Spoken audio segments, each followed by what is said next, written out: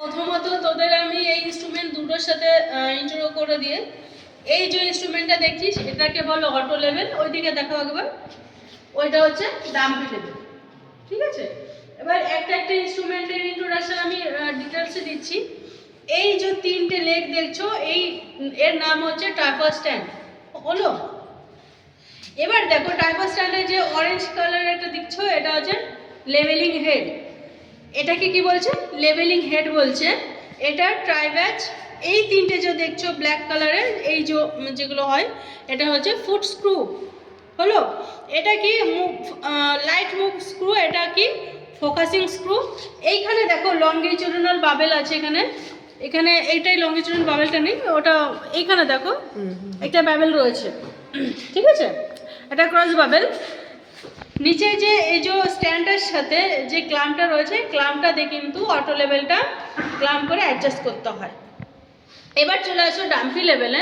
Dumpy লেভেলও সেমভাবে দেখো, এখানে তোমার ব্যাস থাকে, তিনটে ফুট স্ক্রু থাকে সেমভাবে। ওখানে আমি একটা জিনিস বলতে ভুলে গেছি, এখানে রয়েছে, একে কি বলছে অবজেক্ট গ্লাস, এইটাকে কি রয়েছে আইপিস।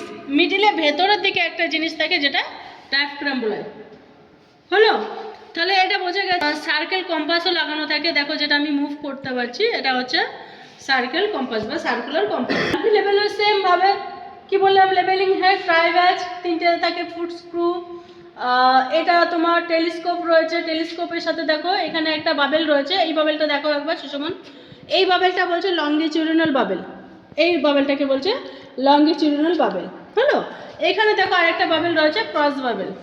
এখানে সেমভাবে থাকে কি রয়েছে অবজেক্ট গ্লাস, আইপিস, মিডিলে ডায়াফ্রাম। এবার দেখো মেন জিনিস হচ্ছে এই যে দুটো ইনস্ট্রুমেন্ট রয়েছে, এই ইনস্ট্রুমেন্ট দিয়ে তোমরা বেসিক্যালি যখন লেভেলিং করছো বা এই জাতীয় লেভেল জাতীয় কোনো কাজ করছো, সেইখানে এই ইনস্ট্রুমেন্ট দুটো কিন্তু ব্যবহার করা সম্ভব বা ব্যবহার করা হয়।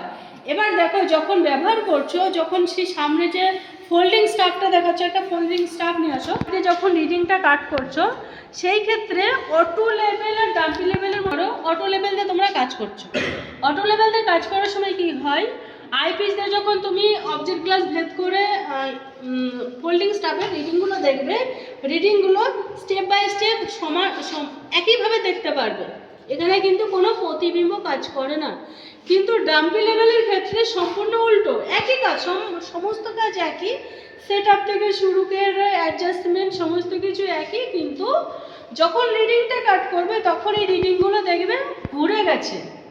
এই রিডিংগুলো ঘুরে গেছে, মানে মনে হবে যে স্টাফটা পুরো ঘুরে গেছে প্রতিবিম্বর মতো।